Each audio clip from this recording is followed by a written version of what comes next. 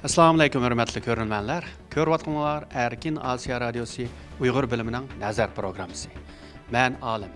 Biz bugün Amerikanın paytaxtı Washingtonda 13-cü iyuldan 15-ci iyulgacha içiliyotgan Amerikadagi xalqaralıq dini erkinlik ali yig'inining mazmunlarini huzuringizga taqdim qilamiz. 14 iyul kuni bu yig'in rasmiy boshlangan bo'lib, Amerikaning sobiq xalqaralıq dini erkinlik bosh elchisi Sam Brownback apandi ham xalqaralıq dini erkinlik ali yig'inining raisi Katrina Lantos Sweat xonim bu yig'inni boshlagan bo'lib, ular so'zda Uyg'urlar ham Uyg'ur qirg'inchiligini bosh tema qilib so'zlagan bo'ldi. Uningdan keyin Uyg'ur lager shoidi Tursunay Ziyoddin xonim o'zining beshidan o'tgan qor kunlarini hammaylar bilan tang bahriladi. Andan keyin Amerikaning Avam palatasining raisi Nancy Pelosi xonim so'z qilib Tursunay Ziyoddin xonimning ismini alohida atab turib, Uyg'urlarning qandoq bir vaziyat ekanligi, Xitoy hukumatining Uyg'urlarga qarshi qandoq irqiy qirg'inchilik elib borganligini alohida so'zlab o'tdi. Uningdan keyin Amerikaning sobiq tashqi ishlar ministri Mike Pompeo apandi Uyg'urlarning duch kelayotgan irqiy qirg'inchilik masalasini o'zining qandoq shaklda shu qarorni chiqarganligi, ammo hozirgi hukumatning shu qarorga hurmat qilgan asosda Xitoy hukumatining bu jinoyatlarni ayblayotganligini, ham Xitoy hukumatining ilib borgan bu jinoyatni cho'qim to'xtatish kerakligi ustida nutq so'zlagan bo'ldi. Undan keyin Amerikadagi xalqaralıq diniy erkinlik komitetining muavin raisi Nuri Turkal apandi yig'inga qatnashib, Xitoy hukumatining yuqori texnika bilan Uyg'urlarga shu irqiy qirg'inchilik elib berayotganligi ustida nihoyat yaxshi to'xtalgan bo'ldi. Endi biz bu qitimqi Amerikadagi xalqaralıq diniy erkinlik oliy yig'iniga qatnashgan bir qism Uyg'ur faoliyatchilar ham lager shoidlari bilan bo'lgan ziyoratlarimizni sizlarning huzuringizga sunamiz. Nuri Turkal apandi, siz bu Amerikadagi xalqaralıq diniy erkinlik komitetining muavin raisi bo'lish sifatingiz bilan hozir Washingtonda ichilayotgan, yana 13 iyuldan 15 iyulgacha ichilayotgan xalqaralıq diniy erkinlik oliy yig'inida siz bu yig'inga qatnashib o'zingiz hamda Xitoy hukumatining Uyg'urlarga qaratgan irqiy jinoyati ustida alohida to'xtaldingiz. Sizdan boshqa yana masalan Amerikaning hukumatining rahbarlari, mayli bu yig'inning boshqaruvchilari Sam Brownback apandi bo'lamdi, bosh elchi va yoki uning raisi Katrina Lantos xonim bo'lamdi, hatto sobiq tashqi ishlar ministri Mike Pompeodan tortib Uyg'urlar uchrayotgan irqiy qirg'inchilik ustida alohida nutq so'zlagan bo'ldi. Sizga bularning bu mazkur shu Uyg'ur masalasini alohida nutq qilib so'zlashi qanday bir ta'sir qildi? Bu yerda bir necha masala bor. Birinchidan bu Uyg'ur masalasi bir necha yilning oldida bir odatdagi inson haqlari masalasida. Endi hozir Amerika hukumati uchun bu bir axloq masalasi, iqtisodiy bexatarlik masalasi, qimmat ko'z qarash masalasi va tashqi siyosatning muvaffaqiyat ilib berilmasligiga bevosita ta'sir ko'rsatgan bir munosabat. Endi Amerika hukumati bo'lish bilan hukumatningki shu irqiy qirg'inchilik chiqargan qarori anglish oson bir ishdek bilinadi kuzatuvchilarga, hatto bizning shu Uyg'ur jamoatchiligiga bu. Lekin bu tashqi siyosat munosabatda dunyodagi ikkinchi iqtisodiy kuch bilan bundaq bir ochiq oshkora iqtisodiy jihatdan, texnologiya jihatdan, qimmat ko'z qarash jihatdan, diplomat jihatdan shundaq bir sahnaga chiqishi aslida Amerika hukumatiningki kundalik xizmat elib berishiga ancha foydasiz bir ahvol. Ham bu yerda bu masalani bundaq yuqoriga ko'tarishda bir necha halqaliq masala bor. Birinchidan bu diniy erkinlik masalasi. Diniy erkinlik masalasiga kelsak, bugun siz angladingiz, ko'rdingiz, har bir nutqda Uyg'ur qirg'inchiligi ta'kidlandi. Endi bu yig'inni oddiy tilda aytganda, xuddi Uyg'ur qirg'inchiligini to'xtatishini ochgan yig'indek ta'sir berdi menga shaxsan. Hozirgi hukumat amaldorlari bo'lsin, burunqilar bo'lsin, hammasi bu nihoyat jiddiy masala ko'ryapti. Bu yerda yana bir nihoyat halqaliq bir masala bor. Uyg'urlarga bevosita munosabatlik Kommunist partiya. Bu Xitoy Kommunist partiyasini necha yildan beri Xitoy hukumati tashqi siyosatlarida o'zini Jungo, China degan uqum bilan normal davlat qilib ko'rsatib, dunyoda bir yumshoq, bir zararsiz bir ismoni shakllantirgan. Endilikda hozir bu shu sekretariy Pompeodan tortib hozirgacha davom qilayotgan Blinkenning speechlari qaraydigan bo'lsak, bu Kommunist partiyani bir hukumatningki asosliq yetakchi kuchi Xitoydagi xalqini ezgandan boshqa dunyo jamoatchiligiga yangidan bir vaziyatni shakllantiryapti. Ya'ni shu millat va din sifatida yashayotgan millatlarni va guruhlarni o'ziga tahdid ko'radigan shunday bir muhitni shakllantirdi. Agar buni vaqtida qarorlik, undan keyin strategik yo'llar bilan hal qilinmasa dunyoga bir masala bo'ladi degan ko'z qarash shakllandi. Buni bugungi nimadan ko'ryapmiz? Shu anda bu diniy erkinlik masalasi degan chog'da ko'pincha insonlar bu bir din taqtidigan bunday bir hukmda ko'rdi. Lekin Amerikaliklar uchun, Amerika hukumati uchun diniy erkinlik birinchi inson haqlari hisoblanadi. 1776-yildagi mustaqillik e'lonida bo'lsin, ondan keyin asos qonunda olsun, şu religious freedom, diniy erkinlikni tunji inson haqlari masalasi deb ko'rsatdi. Ondan keyin Amerika hukumati bu masalani bu inson haqlari ahdnamasi e'lon qilingandan burun mavjud bo'lgan bir hukm, qimmat ko'z qarashi va Amerikaliklarningki bir davlat xarakterini namoyon qilgan bir masala deb ko'radi. Shunga buni Uyg'urlarmi, kuzatuvchilarmi, Xitoy tarafdorlarimi hammasi bilish kerak. Bu masala hozir Uyg'ur masalasi Amerikaningki davlat manfaatiga, iqtisodiy manfaatiga, diplomatik munosabatning sog'lomligiga va eng muhimi Amerikaning davlat xarakteriga bevosita munosabat ko'rsatgan, ta'sir ko'rsatgan bir masala. Yani buni bugungi speechlar, nutqlardan, bu berilayotgan e'tibordan, qo'llanayotgan so'z iboralardan, undan keyin so'z tonidan ba'zi siyosatchilar ba'zi gaplarni qildimg'imi qiladigan ahvol bor. Lekin bugungi bu so'zlanayotgan nutqdan shuni his qildimki, men bu odatdagi bir inglizcha lip service deydi, deb qo'yayotgan bir masala emas. Bu bir hozir xalqaro masala. Undan keyin bu yig'in qatnashchilarga shuni ta'kidlab keldi, biz men ta'kidladik, siz ma'lumotlarni men nutqimdim dedim. Bu hozir yuz kelayotgan bu texnikadan foydalanib dunyoda bir yangi bostirish muhitini shakllantirish, undan keyin shu 21-asrda qulluq tizimi orqali o'zining iqtisodiy kuchini kuchlantirish, undan keyin xalqaro ahdnomlarni qayrib qolib turib bu irqiy qirg'inchilik ilib berish, undan boshqa mush qilmishlarni hatto Uyg'urlarni qo'llanib normal bir qilmishga aylantirib ko'rsatishdak ahvollar ko'rilyapti. Endi buni inglizcha pushback deymiz. Buni sen bu siziqdan o'tmasliging kerak, aqlni qaytishing kerak, buni to'xtatishing kerak degan nimalar aytadi. Endi yana bir masala, Amerika hukumati hozir qadar shu Uyg'urlarga chiqargan shu sanction deymiz, embargoni sanasak 74 sanaq bo'yicha, undan keyin yana 14 qo'shildi. Va undan boshqa 2 kunning oldida bu ticari dunyoga bir ogohlantirish, bu business advisory degan gap aslida ogohlantirish. Bu dünya tarixida bo'lib shu 2-chi dunyo urushidan keyin Hitlerninki hokimiyatiga moslashib sanoatchilardan shuni haydakchilik qilgan, shuningga ulsab bergan va uni amalga ishiga turtki bo'lgan tijoriy dunyomi o'z vaqtida javobgarlikni mas'uliyatiga mubtalo bo'lgan. Endi hozir bu yerdagi bu business advisorymi yana shu Amerikaning iqtisodiy bexatarligi, economic security deymiz. Bundan boshqa yana bu business bir kapitalistik davlat bo'lgani uchun tijorat dunyoga endi sen bu masalani jiddiylashing kerak. Bu corporate greed, bu mal dünyasını göz tutup insanın qiymatini, insanın hayatını qayrib qilish bizning davlat manfaatimizga, bir davlat milliy xarakterimizga qimmat ko'z qarashimiz maskanmaydi degan mesajni bermoqda. Bu yerda hozir endi bo'layotgan bu masalalar bugungidek so'rindimi ko'p deyildi. Bu xalqarolishi kerak buni. Bu faqat Amerikaningki Tony Blinkenning yoki Mike Pompeoning masalasi emas.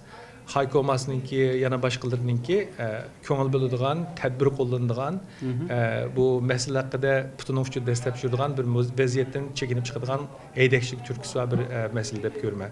Buni bugun shu yig'inlarda so'zlanayotgan so'zlarda undan keyin bu ta'sir kuchi va shaxslarninki so'z tonidan men buni ko'rib yetdim. Xuddi siz degandek bu Amerika hukumati, ya'ni Xitoy hukumatining Uyg'urlarga ilib berayotgan jinoyatni hamda bu yilning 1-oyida hamda irqiy qirg'inchilik ham insoniyatga qarshi jinoyat deb e'lon qilgan bo'lsa, uningdan burun o'tgan yilda, oldingi yildan tortib Xitoy hukumat amaldorlari ham shirkatlarni jazolagan bo'ldi. Hozir siz degandek jazolagan soni borgan sari ko'paymoqda. Ham siz degan bu business advisory, ya'ni bu savdo dunyosiga bo'lgan bir ogoh hamda buni birlikda yana Yevropa birligi bilan bir kunda e'lon qilgan bo'ldi. Yana uning ustida o'tgan hafta Blinken apandi yana Uyg'ur shohidlar bilan kishilik huquq faoliyatchilari ko'rishgan bo'ldi. Yani sizningcha bu hozirgi yani Biden hukumatining bu Uyg'ur masalasiga alohida diqqat berib, e'tibor berib, Xitoy hukumatini jazolash orqali Xitoy hukumatining Uyg'urlarga qaratgan bu jinoyatlarni to'xtatish uchun davomli harakat qilayotganligining isboti deb qaramsiz? Bu yerda bu davlatning ichida ma'murlar bor.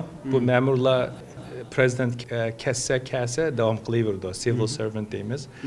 Bu uyg'unish 2013-yildan tortib şekillenayotgan bir uyg'unish. Bu uyg'unishning sababi 2013-yildagi Xi Jinping'ninki 9 nomerlik hujjat deb atalgan nutq bilan boshlangan. Endi uningda şu g'arbninki diniy erkinlik, inson haqlari, matbuot erkinligi, so'z erkinligini bana qilib, bizning kuchimizni ajizlashtirish uchun har bir tadbirni qo'llanish kerak degan ideyani ilgari surgani uchun bu Amerikaning bu ma'muriyatning ichida kongressda bu uyg'unish 2013-yildan boshlagan bir uyg'unish. Hem bu uyg'unishni emelileştirip, resmileştirip ommaviy sorundagi suhbat temasiga sobiq prezident Trump sebepçi oldu hesapta. Hem de hazır bu mushundaq bir devlet ichidagi muhit shakllangan vaqtida yangi hukumat uning maslishi kerak. Amerikaning davlat manfaati, qimmat ko'z qarashi, ondan keyin iqtisodiy manfaati, axloq majburiyati kelgan chog'da bu partiya chegarasi yo'q bu yerda. Endi buni Biden hukumatiniki yurgizayotgan siyosatni ko'ryapmiz. Endi burun Trumpning vaqtida Xitoy hokimiyati bir ochiq yomon Trump bilan qarshilashgan bo'lsa, hozir diplomatik munosabat qila oladigan ve dünyada təsirini kengayta oladigan Biden hukumati bilan qarshilashyotir. Bu yerdagi bu farqini Xitoy hokimiyati biliglik. Bu arasida bir fursatparastlik o'yinimi o'ynalgan. Masalan, 1-ayning 19-kuni 30 ga yaqin Trump hokimiyatidagi g'olliq amaldorlarni embargo qildi. Pompeo'ni, Matt Pottinger'ni. Bu orqali bu yangi egallarga bir yo'chiq izdigan u bo'lmadi. Bu yerda miscalculation deymiz. Xitoy hukumatida bir xato chot so'qashdek ahvol bo'lgan. Endi Biden hukumatiga kelsak, Biden hukumatining yurgizayotgan siyosatida bu prezident Biden o'zi kongressda dedi, Xi Jinping earnest deydi. Bu ciddi bu adam. Bununki dunyoga xo'jalish va bizning o'rnimizga chiqish muddasi var. Bu yerdagi masala otokratik sistemninki gavdalanishi, demokratiyaning ojillanishiga o'xshaydigan bir yerdagi bir jangi jidal. Uning uchun agar demokratiya sistemni, xalqaro qonunlarni, xalqaro tuzumni himoya qilgan insonlar, davlatlar bizga o'xshab pozitsiya tutish kerak degan mavqani o'tirib qo'ydi. Buni ham Xitoy hokimiyati kutmagan. Xitoy hokimiyati bu Trump hukumati bilan Biden hukumatininki orasidagi bu ixtilofdan, bu saylam natijasi sababidan bir yo'chiq izdigan u bo'lmadi. Endi hozir bu Biden hukumatining qilayotgan ishininki eng halqiliq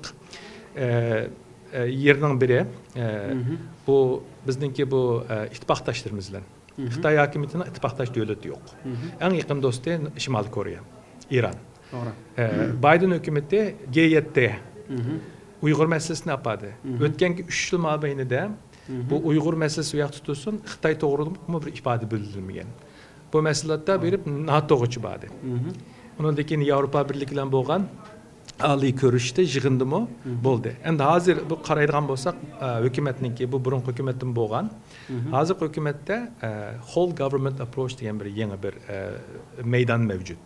Bu degani emgak ministri, adliya ministri, savdo ministri, tijorat, moliya ministri, tijorat vakili, tashqi ishlar ministri, Pentagon hammadam Uyg'ur masalasida pozitsiya tutug'liq. Buni yaqinda e'lon qilgan fact sheetda shu Aqsaroyning veb-saytida qarasangiz naiti ro'shan ifodalangan. Shu bu Xitoy uchun bir yaxshi bir mesaj bo'lishi kerak. Lekin Xitoylar buni yana bir yerlardan yo'chiq izlab, hozirgi hukumatda davatgan xalq so'ydigan bir simoni shakllantiramiz deb, ko'rinib turgan bir haqiqatni qarib qo'yib turib, boshqa bir muhitni shakllantirdi. Buningki bir muvaffaqiyat qozonish ehtimoli naiti to'van.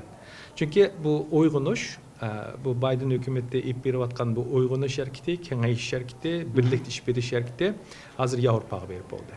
Endi Yevropa ellari Amerikaliklardek strategiyalik tadqiqot qilib qattiq pozitsiya turib turolmagan necha vaqtdan beri. Hatto ulardimi ba'ziligi bu Trumpning ishi buningga biz partiya bildirsak bo'lmaydi. Bu hukumat ketgandan keyin yana asli qaytamiz degan ham xiyollar bo'lgan Yevropada. Bu amalga oshmaydi. Bu Xitoyningki bu xato mo'ljallashining bir natijasi.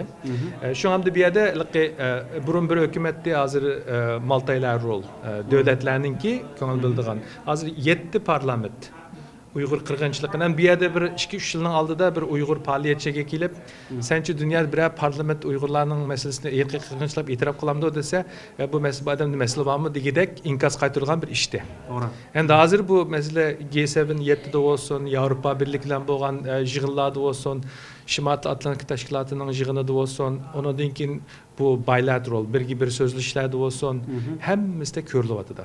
Endi bu hozir hukumatdagi Prezident Trump dedi, bular aqlli insonlardir. Bunlar hammasi bir ömür tashqi siyosat ishlaganlar. Masalan, hozirgi tashqi ishlar ministri bu shu hayotini tashqi ishlarga o'tkazgan odam. Hozir prezidentmi hayotini tashqi ishlarga o'tkazgan odam. Shu bular hem tecrübede hem bilimde yetişken bir kabiliyetli insanlar. Şuna Prezident Trump'ninki yürgüzgen siyasetini hiçbirisi hata demey. Doğru siyaset ama bunu biz kengaytip yaparımız hep yapıyoruz. Ama bir yerden Uygur körünmeler mi, Xitay hakimiyetlik emeldarlar mı, hatta Xitay hakimiyeti hizmet kılatkan Uygurlar mı biliş gerek. Bir yerde Amerika'nınki devlet menfaatiga, milli kimligiga, milli karakteriga takışırgan bir mevcut mesele var. O bosma Uygur kırgınçılık meselesi. Bununla qarab tursa, bir Amerika'nın özünün devlet işi kanunuga xilaflıqan buludu. Doğru. Ondan keyin Amerika'nınki ahdinoma mecburiyetiga xilaflıqan buludu. Bu bir ahdinomaga qo'l qo'ygan davlat, masalan, Genocide Convention'ning 1-maddasida shunday irqiy qirg'inchilik bosh ko'targanda ya bilinganda buningga tadbir ilish kerak degan maddasi bor. Biz ko'pincha vaqt 2-maddasini so'zlashimiz, bu nima genocide oldu degan. Lekin 1-maddasi aslida 2-maddasidan muhim ko'rildi. Shu hozirgi hukumat şu Pompeo'dan başlandı bu meydan. Hem Amerika'nınki kanuni mecburiyeti, devlet işideki bu devlet işideki özünün kanuni mecburiyeti ve halkara ahdinamlarda tutkan pozisiyası ve özününki verisi, imzası boyunca bu mecburiyetin adı akvadıdır. Doğru, siz degandek Amerika'nın hem devlet işideki kanuni mecburiyetini yani düşemkini Tashqi ishlar ministri Blinken yani bunun jillik, erkiy qirg'inchilik, elevizol, erkiy qirg'inchilik şu kanuna asasen dokladını e'lon qilganda Xitoy hukumatining Uyg'urlarga qaratgan erkiy qirg'inchilikni qattiq ayıplagan bo'ldi. Mening oxirgi savolim bo'lsa, yana bugun so'zlagan ikki Amerikaning shu davlat majlis a'zolari Christopher Smith bilan burunqisi yani Frank Wolf. İkisining birisi hamda Christopher Smith masalan 2 haftaning oldida Amerikaning yangidan chiqadigan qonunining biriga shu erkiy qirg'inchilik Uyg'ur alohida vakilini tayinlashni o'tirib qo'ydi. Ondan sonra bugünkü yığında mesela Frank Wolf efendi bu erkiy qirg'inchilik shu Amerikaning davlat majlisida erkiy qirg'inchilik komitetinin birini qurish kerak, Uyg'ur erkiy qirg'inchilik degan narsalarni o'tirib qo'ydi. Sizningcha agar bu ishkilisi amalga oshsa, buning hozir Uyg'ur erkiy qirg'inchilik masalasini dunyoda texmi ko'tarishga qanday bir foydasi bor deb qaraysiz? Bizning davlat sistemimizda ko'pincha vaqtida prezidentning ismi, tashqi ishlar ministrining ismi ko'pincha eg'iz qilindi. Bo'libmi tashqi siyosat masalalarida. Lekin Amerika Milliy Majlisining rolini sal chaqirishga bo'lmaydi. Amerikaning Milliy Majlisi ham qonun tuzdi va moliya ta'minlaydi. Endi hozir necha yilning oldida Uyg'urlarga bir qonun chiqarib bersa degan arzu istakda bo'lgan. Bu qonun chiqdi o'tgan yil 6-oyning 17-kuni ijro bo'ldi. İmza qo'yilib rasmiylashgandan keyin ijro bo'ldi. Undan boshqa kongressda yana hozir 5 ga yaqin Uyg'urlarga munosabatli qonun bor. Endi bu qonunni chiqarish oson. To'g'ri yo'nalishga mangan bo'lsa, lekin qonun ijro bo'lishi kerak. Endi bu qonunlarni chiqarib qo'ygandan keyin uni koordinat qilib hozir bu Amerikaning bu ministerliklar orasidagi masala bo'lgani uchun shunga o'xshash alohida bir xizmatchi, bir ofis ta'sis qilinishi kerak. Kongressdami ham hukumatdami. Shunga bu nayt ikkili partiyaning ikkili Avam palata, Kengash palatadan qo'llayotgan bir masala. Chunki bu masala aniq, qonuniy yo'l yo'riq aniq, Təhdid iniq. Bunu hal qilish uchun onun bir xizmat adam kuchi bo'lishi kerak. Buni resources deymiz. Onun bir cho'qim ashtaq. Masalan, bu muhit masalasi ig'il masala bo'lg'achqa, prezidentga bevosita doklad qildigan Amerikaning burungi sobiq tashqi ishlar ministrini Climate Envoy deb uningga maxsus shunday xizmat berdi. 40 yaqin adam ishlaydi uningga. Shunga o'xshab bu Uyg'ur masalasini bu deb qo'ysa hesab emas. Bu yerda bu radio bu sizlarning ko'rmanlarmi, bu Xitoy hokimiyatimi Şu söhbetimizni təhlil qıldığan Uyğur təhlilçilərimi Xitoydakı bilish kerak. Bu Amerika hökuməti bir nərsini o'ttirib chiqarsa icra oldu. Bu bir qonun tuzumlik davlat. Qog'oz emas bu yerdagi qonun. Qonun chiqarilgandan keyin icra bo'lishi kerak. Shunga biz enforcement deb doim ishlatadigan bir kelim bor. Kongressning tuzgan qonunni icra oldu, icra bo'lish uchun uning yetakchi kuch, yetakchi ma'muriy organ lozim. Shuningga o ikki birisi Amerika Davlat Meclis'te şu erkek qirg'inchilik komitetining qurilishi ham degandek bu siz degandek bu ma'muriy yani bir alayda bir vakilning elchining yani Uyg'ur erkek qirg'inchilik bo'lishining Uyg'ur masalasini ko'tarib chiqarishda nihoyatda zo'r foydasi bor demak shunaqa. Uyg'urlar emas, insoniyatga foydasi bor. Chunki bu siz advokatsiz bilasiz case study bu. Bu bir deptaga, qonuniy deptaga yozilgan bir masala hozir. O so'zlagan bilan ish taqatmaydi. Bu bir erkek qirg'inchilikni to'xtatgan bilan vazifa tugamaydi. Agar bu to'xtatilmasa, yana bir yerdan chiqadi bu. Yana bir yerdan chiqdi degan gap bu erkek qirg'inchilik ahdnomasi davlat imzo qo'ygan bir davlat bo'lish sifati bilan Amerika ifoda bildirish kerak. Bu masala chiqqandan keyin hal qilish kerakmi yo chiqishini oldin olish kerakmi? Shunga bu Uyg'ur masalasi mencha zag'irtlaydigan chog'da Amerika xalqini, Amerika siyosatchilarini erkinlik so'yarman dünya cemaatçilikini uyg'otdi deb o'ylayman. Shunga Uyg'urlar ma'lum jihatdan insoniyatga bedel to'ladi. Rahmat Nuriy Turkil apandi. Sizga ko'p rahmat. Tursunoy xonim bu bugungi yana Amerikaning poytaxti Washingtonda yechilayotgan xalqaro diniy erkinlik oliy yig'inida sizni alohida mehmon sifatida so'zga taklif qildi. Siz eng dastlabda so'zlagan xonimning biri bo'ldingiz. Ham siz albatta o'zingizning beshidan o'tgan kechirmishlardan sirt Uyg'urlarning hozir kechirayotgan davrni bir so'zlab o'tib ketdingiz. Uningdan sirt bugun so'zlagan mutlaq ko'p qism Amerikaning davlat majlis a'zolari bo'lsin, siyosiyonlari bo'lsin, hatto Amerikaning burungi tashqi ishlar ministri Mike Pompeo bo'lsin, Uyg'urlarning uchrayotgan erkek qirg'inchilik masalasini bu yig'inning eng halqiliq masalasi sifatida o'tirib qo'ydi. Siz buni anglagandan keyin o'zingiz qanday bir ta'sirotga ega bo'ldingiz? Bek ta'sirlandim. Bugun bu men davomli bunday yig'inlarga qatnashganda bo'libmi, mush chet eldagi hozir bizga hech qanday qandashlik munosabat yo'q bo'lsa-mu, faqat insonparvarlik bilan bizga yordam berayotgan har bir insonning gap so'zini olganda qattiq hayajonlanib ketaman. Bugun uningdan bek hayajonlandim. Bugun bu yerda menmi o'zim faqat o'zimning yoki shaxsiy o'zimning bir manfaatim bilan yoki shaxsiy o'zimning bir g'arazim bilan bu yerga chiqishga men hech qanday qiziqmaydim. Lekin mening vatanimdagi qirilayotgan millatimning ahvozlarini yetkazib olganim uchun shunchalik o'zimni bugun bir cho'ng bir ishni qilayotgandek, hayotimdagi bir cho'ng ishni bitirib aytgandek bir his qilib o'zimni qashta xo'shallik his qilyapman rost gapni qilsam.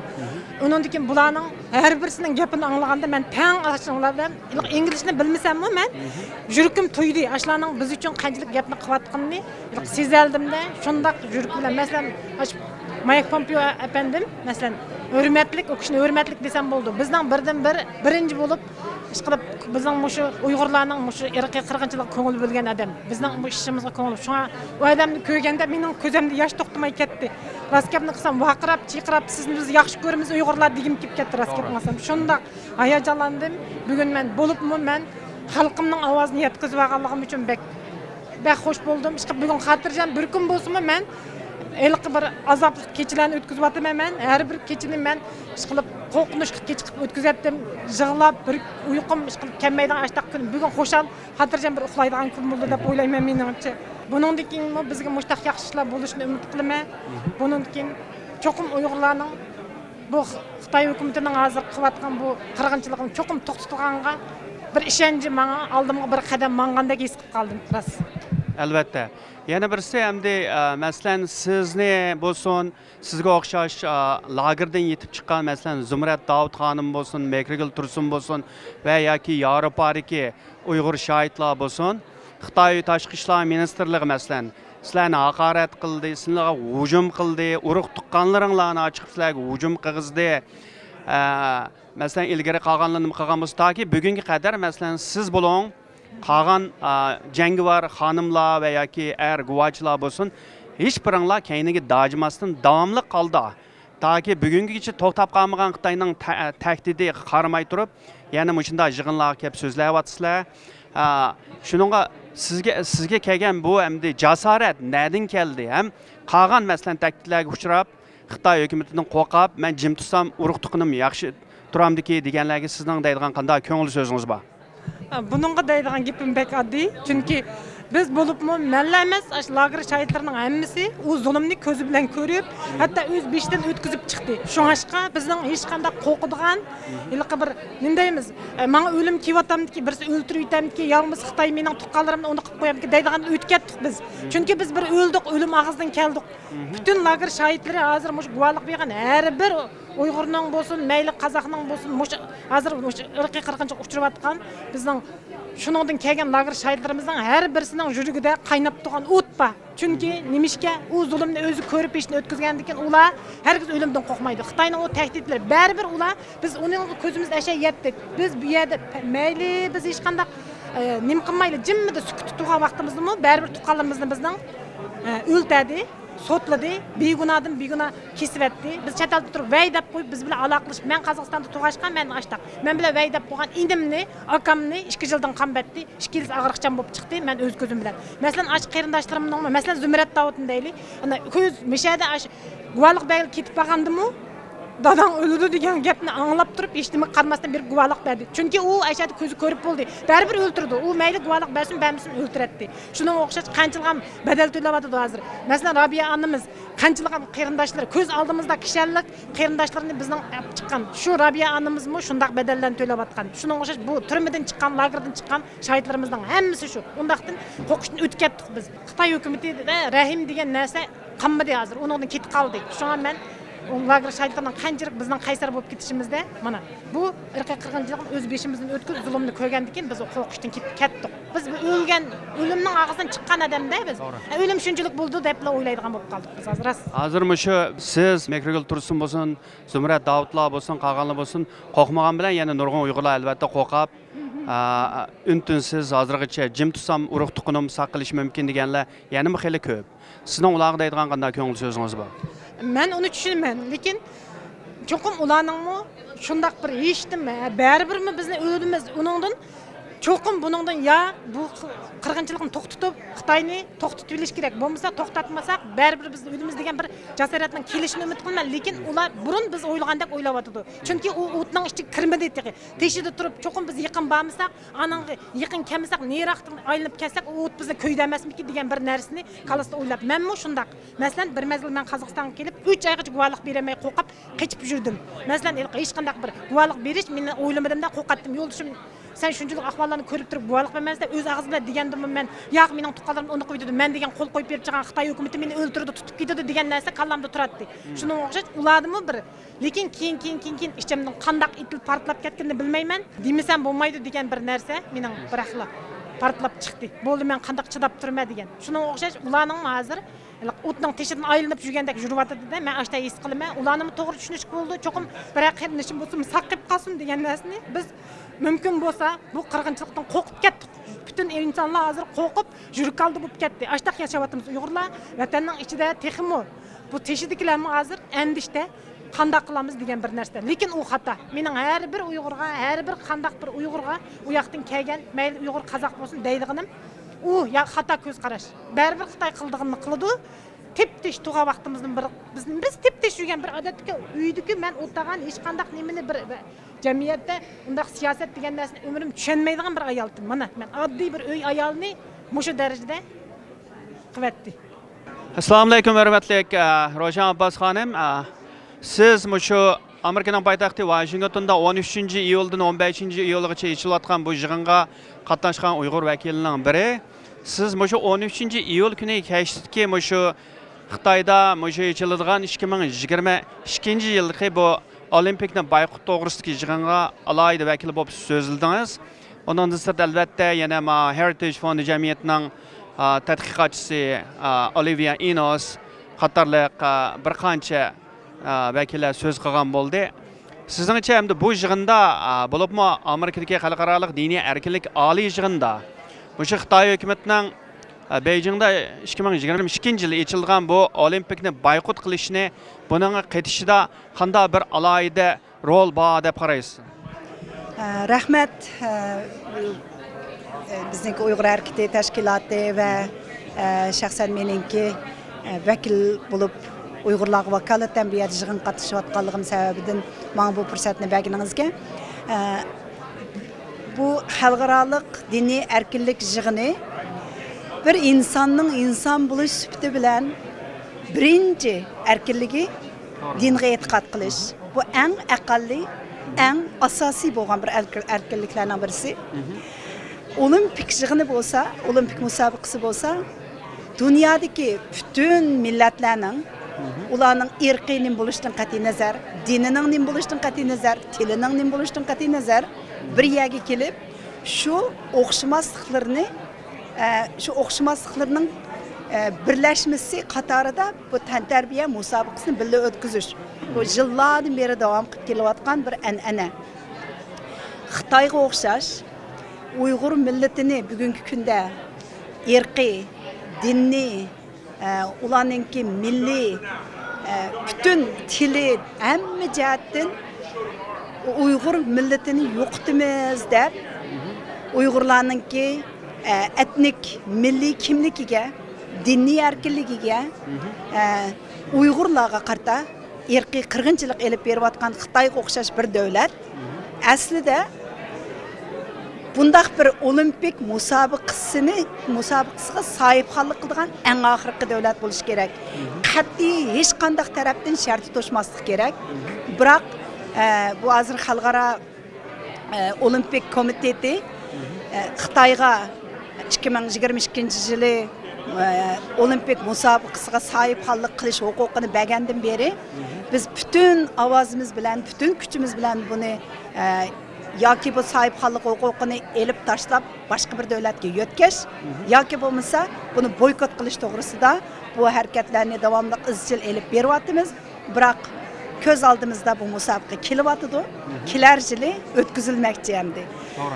Shunga endi tunugun bu xalqaro diniy erkinlik yig'inining birinchi kunida buni bir asosiy mazmun qilgan asosda soat 12da Amerika'nınki Davlat Meclisi binası oldida cho'ng bir yig'in bo'ldi. U yerda Ambassador Sam Brownback shu yig'inni echiyotgan bu yerninki chairmanlarninki birisi shu o'zi kelib so'zildi. Undan keyin The Women's Without Frontier degan ayollarninki huquqi to'g'risida faoliyat elib berayotgan Regis Littlejohn shu o'rlashtiruvchilarning birisi bo'lish sifati bilan meni ve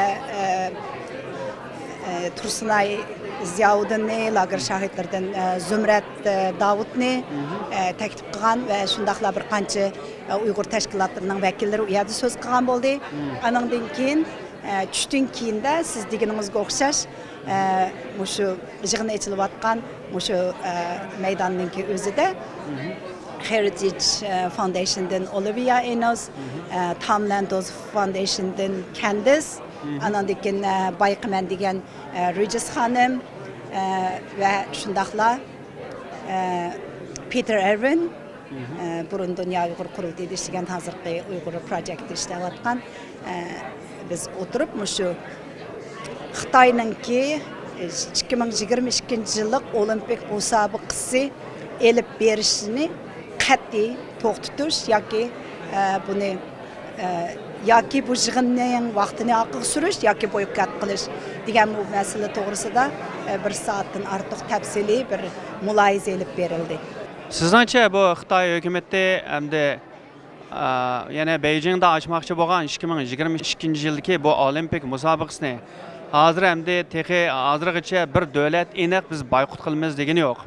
Amerika'da masalan Xitoy hukumatiga qarshi parlament a'zolari bo'lsin, davlat majlisi a'zolari bo'lsin va siyosiyonlar bo'lsin, asosan o'tirib qo'yayotgani diplomatik boykot qilish. Ya'ni hukumatning amaldorlari bo'lmaslik va tanarkachilari bo'lsa bo'laverdi degan. Masalan Nancy Pelosi xonimmi shuni o'tirib qo'ydi. Senator masalan Mitt Romney shuni o'tirib qo'ydi. Şununla hatta bu Amerika'da Olimpik Komiteti biz siyasete aralashmaymiz. Bu siyasi mesele emas. Biz hal qila oladigan. Şununla biz o yerga berib qatnashishimiz kerak deyapti. Yana albatta uning bir 8-10 oy qolgan bo'ldi bu Olimpik musobaqasi. Sizningcha shu 8-10 oygacha buni boykot qilish mümkünçiligi bağlan sırrı çoğun bulup meniş mümkün mü? Bir qancha taraflardan talablar o'tirg'i qo'yilyapti deganingizdek mayli siyosiy yo'llar tarafidan bo'lsin, mayli kishilik huquq tashkilotlari tarafidan bo'lsin. Buning birisi boy deb o'tganimdek Olimpik yig'inining ochilish vaqtini orqaga surish. Undan keyin garchi hozir bir 8-10 oydak vaqt qolgan bo'lsa-mu, o'tgan yilga qarab baqsaq, bu Wuhandan tarqalgan virusi sababli Yaponiyadagi Olimpik musobaqasi 4 oy qolgan vaqtida orqaga surildi. Endi kasal sababidan 4 oy qolganda orqaga suralaydi ekanmiz. Irqiy qirg'inchilik sababidan cho'qim buni orqaga sursak bo'ladi. Xitoy hukumati bu mening ichki masalam, buningga siyosiylashtirmaslik kerak deb nurg'un davlatlarni orqaga elib, bu boshqa davlatlarning har turli Olimpik musobaqasini boykot qilishi va boshqa taraflardan hatto ochiq oshkora tahdid sevyapti. Agar boykot qilsanglar biz jazo beramiz, o'qimiz. Birinchidan, irqiy qirg'inchilik Xitoyning ichki masalasi emas. Ikkinchidan, irqiy qirg'inchilik deb to'nigan hozir 7-8 davlat bor. Bu davlatlarning irqiy qirg'inchilik deb turib, yana bizning mush elib berayotgan Olimpik musobaqasini boykot qilish yoki orqaga surish degan mush faoliyatlarimizni qo'llamasligi bu o'zining yuziga o'zi shaplaq bilan selish deganlik. Shunga biz yanada butun kuchimiz bilan tarixdan ibrat elib, ya'ni mush 2008-yilgi Olimpikda mana siz bilan biz shu vaqtida San Fransiskodan Olimpikdagi mash'alining kelishiga qarshi ashad namoyishlar qatnashgan. Şu vaqtida boykot qilish talabimizni o'tirg'i qo'yib, butun qo'limizdan keladigan ish bilan buningga qarshilik qilgan. U vaqtida dunyo bizni xuddi Xitoyninki shundoq taraqqiy qilayotgan, shundoq uchib yuksalayotgan bu Xitoy hukumatiga qarshi biz xuddi bir o'xshamagan yerdan chiqib qolgan bir ovozda qaragandi. Ammo bugungi kunda masalan biz selishtirsak 1936-yildagi Berlin Olimpik musobaqasi Hitler shu vaqtida irqiy qirg'inchilik elib berib etib, butun dunyo xalqiga o'zininki shuhratini namoyon qilgan, kuchini namoyon qilgan. Bugun bu tarix yana takrorlanyapti. 2008-yildan biz ibrat olmadik.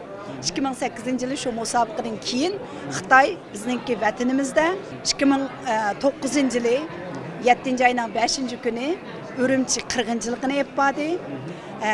Şunun yağı 2008-yilning yağı Xitoy o'zi dunyoga patmay qoldi. Buni bizada butun dunyo xalqi buni ko'ryapti, hukumatlar ko'ryapti.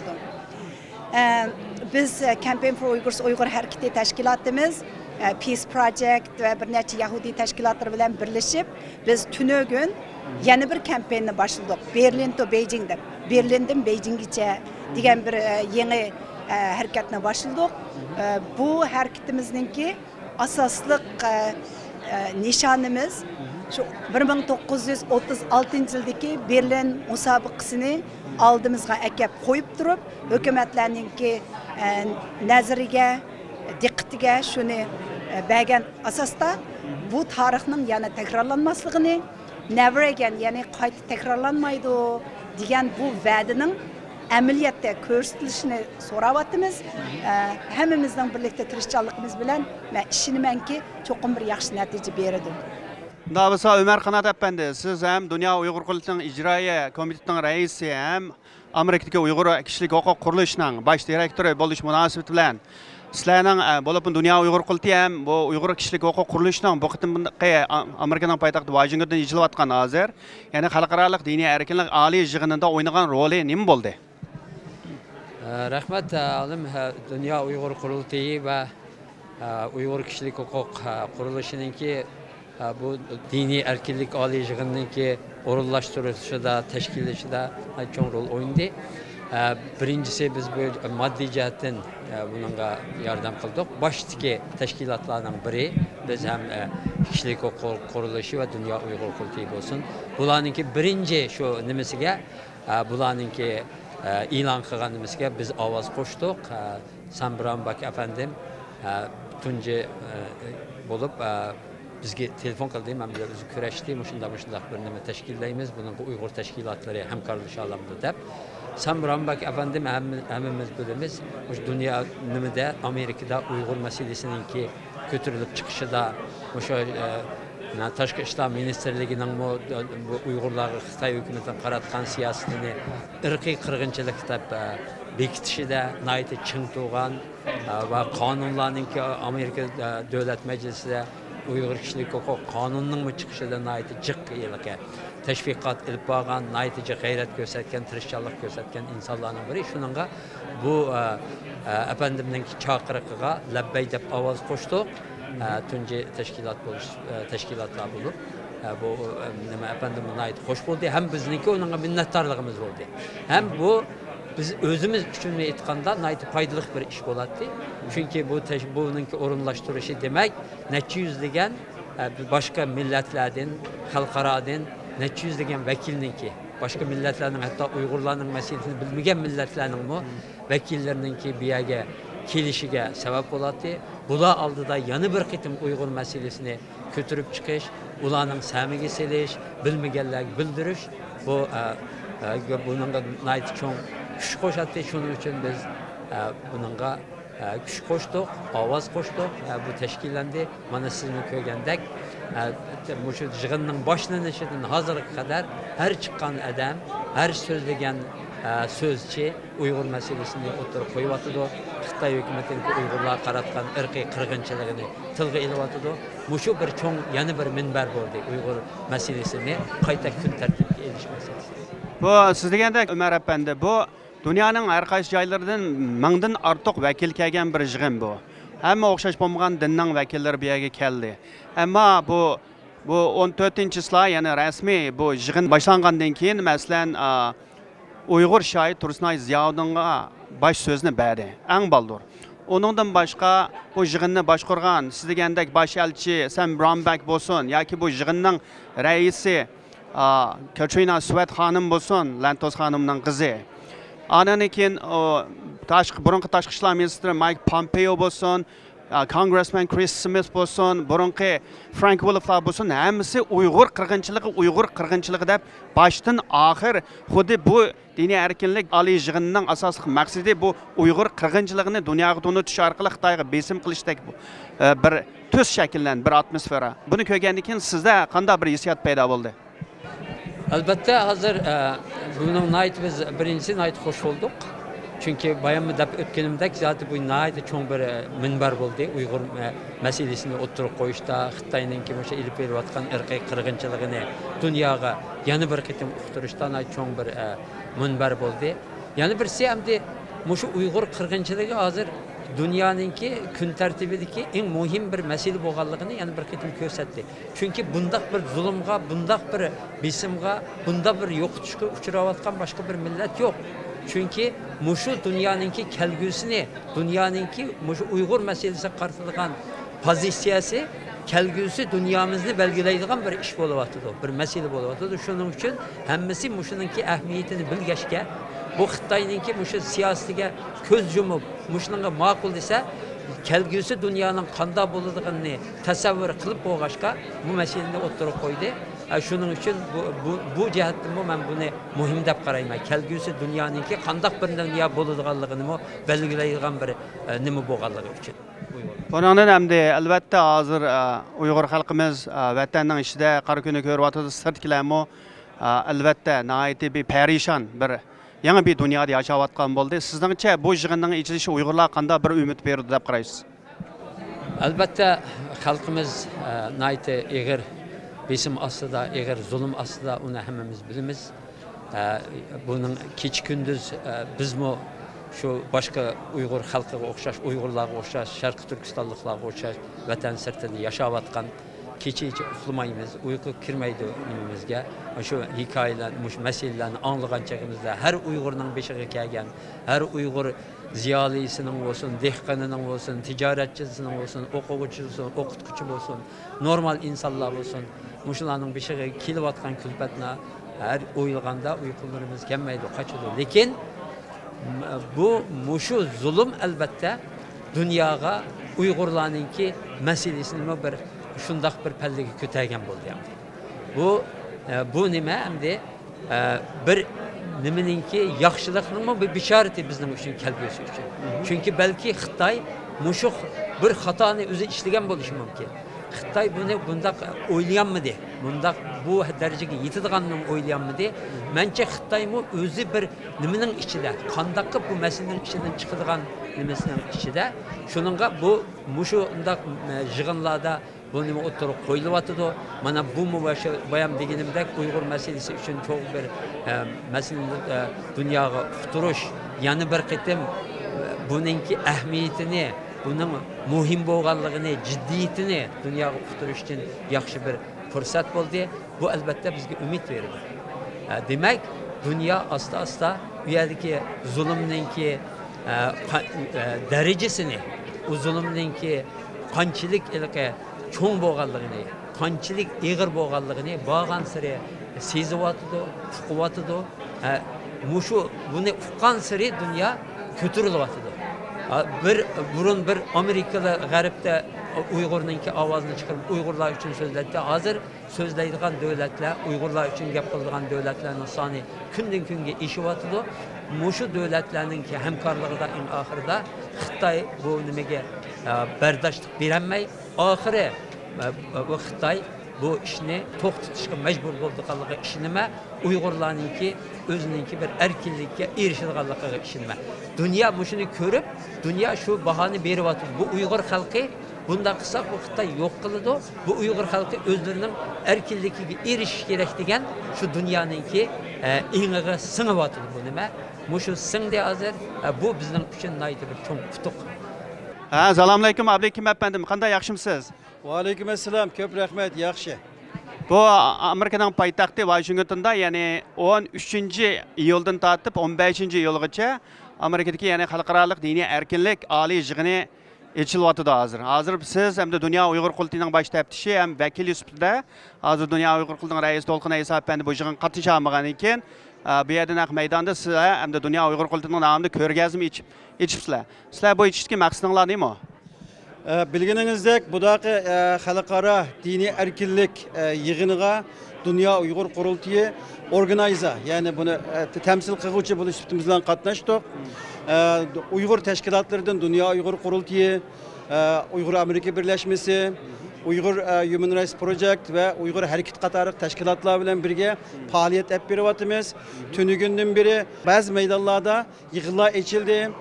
Bugün mü Dünya Uyghur Kurultayı, Uyghur Amerika Birleşmesi ve Uyghur Human Rights Project'den site event'te bir faaliyet kıldık. Bu faaliyetimizge reisimiz Dolkun İsa video arkalık mesajını verdi. Bilginizde bu dini erkinlik yığını intihayın mühim yığın. Bu yığında tünü günden bugünkü kadar yani 50%'den köp gepler Uygurlar to'g'riliq bo'lyapti. Bu yig'inning echilishi lager şahitlerinden Tursunay Ziyavuddin'ninki echilish nutqi bilan boshlandi. Meyli Ambassador Sam Bremberg bo'lsin, Tom Lantis Foundation'ın Katrina Hanım bo'lsin, sabiq Amerika Tashqi ishlar ministri Pompeo bo'lsin, hammasi qilgan so'zlarida Sharqi Turkistonda yurgizilayotgan bu irqiy qirg'inchilikning to'xtatilishi kerakligini va buning uchun insoniyat ishlashi kerakligini, agar buni to'xtatmasa insoniyat mag'lub bo'lganligini so'zlab o'tdi. Biz bu fursatdan foydalanib Dunyo Uyg'ur qurultayiningki hozirlagan raportları var. Biz 3 milyon numur degan vaqtimizda bu numur emas. Her bir numurning içinde bir insan var. Cümleden men mi? Şu 3 milyon ata-onasi turmada deganlarninki birisi anam, dadam bilan 4 yildan yaqin xabarini ololmayapman. Hayat mı, emas mı bilmayapman. Singillerimning nelarda, qanday kunlar ko'rganligini bilmayapman. Ve bugün bu yig'inlarda menga o'xshash urug' tuqqanlari lagerlarda bo'lgan qizlarimiz söz kıldı. Bugün bu Qalbinur G'anininki qilgan so'zi meni intayin ta'sirlantirdi.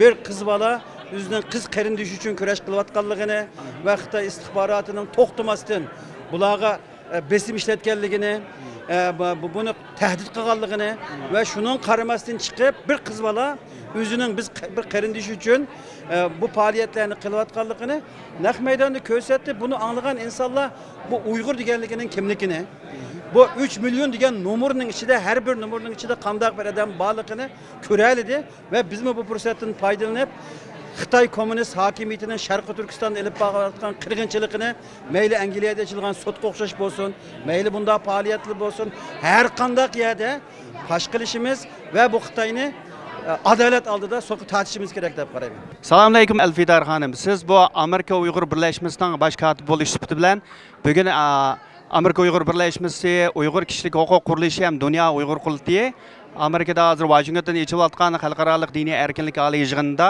sizlar ayrim bir yig'in elib bordinglar. Sizlar bu yig'inni elib berishdagi maqsadinglar nima? Aleyküm selam. Siz degandek biz bugün bu yerda vatanimizda bo'layotgan diniy erkinlikni cheklashga biz bugün bu yerda o'zimizning ovozini, vatanimizda bo'layotgan ahvolni Amerika hukumatiga, bugün bu yerga kelgan mehmonlarga, jurnalistlarga, reporterlarga hammasiga bildirish uchun bu yerga yig'ildik va shunga shu ovozni bildirish uchun yig'inimizni ochdik. Bu yig'inda sizdan boshqa yana Turkiyadan kelgan diniy ulamo, uningdan sirt yana Uyg'ur qiz Qalbinur G'eni shundaq-ku, o'ziningki beshidan o'tgan o'zining oilasining ahvolini so'zlab o'tgan bo'ldi. Uningda albatta o'xshash bo'lmagan insonlar nurg'un aydi, yaxshi savollarni so'ragan bo'ldi. Sizningcha hozirgi amerikaliklarning ham matbuotlarning hozir Uyg'ur masalasiga bo'lgan qiziqishi burunqidan ko'prakmi? Albatta burunga qaraganda texmi ko'p bo'ldi deb o'ylayman. Amerika hukumatimi bütün dünyada oldingi o'rinni olib kelib, shu bizning da'voyimizni kuchaytirib kelmoqda. Bugün bu ko'rganimizdek boshqalarga aytib qizg'in, yaxshi muomala qilyotdi. Bizni qo'llovchilar texmi ko'p bo'ldi deb o'ylayman. Shunga yana yetarli emas mikin deb bu mening o'zimning shaxsiy fikri. Shunga yana to'xtamay yoshlarni texmi qo'zg'ab, to'xtamay shunday faoliyatlarni qilib kelsak, texmi ko'p unumi bo'lishi mumkin deb o'ylaymiz. Oxirgi savol, ya'ni bugungi bu yig'inda asosan Amerikadan davlat majlisi a'zolari bo'lsin, sobiq tashqi ishlar ministri Pompeo bo'lsin, hammasi asosan Uyg'urlar uchrayotgan irqiy qirg'inchilik ustida alohida to'xtalgan bo'ldi. Uningdan sirt yana Sharqiy Turkiston degan gap qaytadan shu Amerikadagi eng chong yig'inning biri takrorlandi. Bu narsalar sizga qanday bir ta'sir berdi? Bu mening kelajakka bo'lgan umidimni texmi kuchlantirdi. Her bir so'zligichi siz degandek Uyg'ur so'zini tiliga ilib turib, Sharqiy Turkistonni ifodalab turib, hissdoshligini bildirdi, bir amaliy bir ish qilishimiz kerak deb aytdi. Bu bizning kelajakka bo'lgan umidimizni texmi kuchlantirdi. Yenilam Amerikaning qarab turmaydiganligini, bundan keyin texmi ko'p kuchab, texmi ko'p do'st davlatlarni yig'ib Xitoyga qarshi qat'iy qarshi turadiganning ifodasi deb o'ylayman. Rahmat sizga. Rahmat. Hurmatli ko'ruvchilar, bugungi programmamiz bu yerda oxirlashdi. Kelasi qatim ko'rishguncha xushvaqt bo'ling.